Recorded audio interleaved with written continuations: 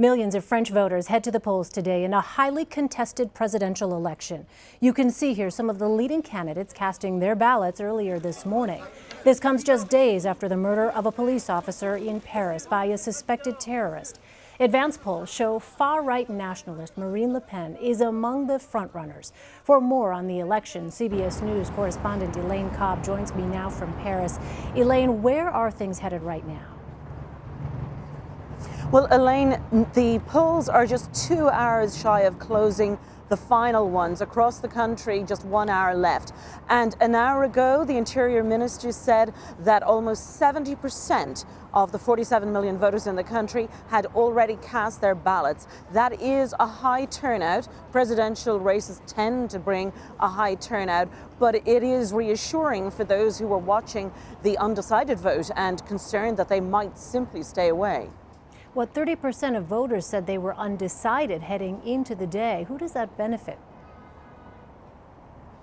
Well, that could benefit Marine Le Pen much more since the shooting on the Champs-Élysées Thursday night. She was quick to talk about the need for more security, for closing the French borders. It might also benefit François Fillon.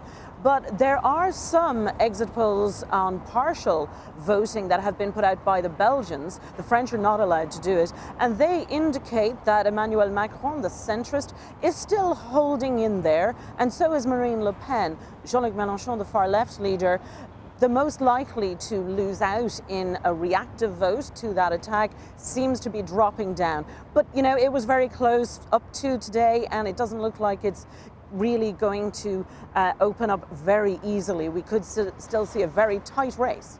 Well, you touched on this, but this, of course, comes on the heels of the attack this week on the Champs-Élysées. What impact is that having? Well, security had already been tightened for the polls today after early arrests in the week of 2 men believed to be planning an imminent terrorist attack.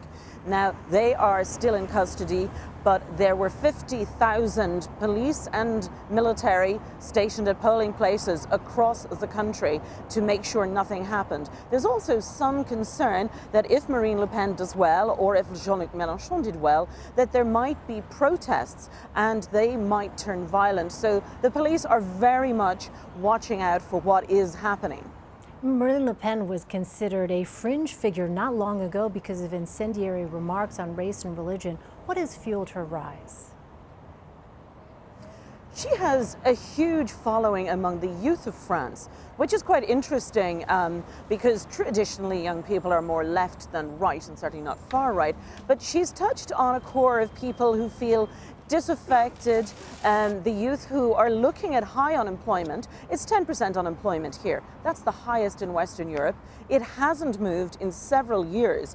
And there's a lot of concern that these young people are saying, you know, we expected jobs, and now they're telling us that that doesn't exist anymore. Because the French, you know, with the social system here, people have very much still this idea that you get a job and it lasts. They're not really yet into the system of setting up companies or moving jobs frequently. So that's been feeding into what the young people are saying. And then the older unemployed, once you're past 50 and unemployed in France, it's very difficult to get a job. And they are looking at what she says about immigrants taking jobs and possibly responding to that as well. Interesting dynamic there. Well, Le Pen has been compared to President Trump. Is that a fair comparison? There's something of it there in that she's appealing to a populist vote. She's pushing the idea of making France great again. She's very patriotic. She's about closing down the borders. She wants to shut France's borders, pull it out of the EU altogether if France will agree with it. And she'd also like to get rid of the euro, to restore the franc here as the money of the country. And that would certainly help Donald Trump, who's not a fan of the strong eurozone. She is also something of a fan of Donald Trump, and the two of them are both quite friendly with Vladimir Putin in Russia. In fact, a Russian bank was the one that lent her most of the money for her campaign when the French banks wouldn't.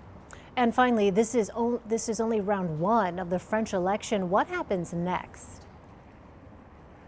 Well, generally, the top two today will go to a face-off in 2 weeks' time. That will be the final round. If there were someone to win an outright majority, that would not be the case. Highly unlikely given the spread of candidates we have now and the fact that it's only happened 3 times in the Fifth Republic anyway. So in 2 weeks' time, the top two will face off each other. So we go back into 2 weeks of campaigning, lots more opinion polls, and then they face off against each other for that final presidential win. All right, Elaine Cobbe in Paris for us. Elaine, thank you.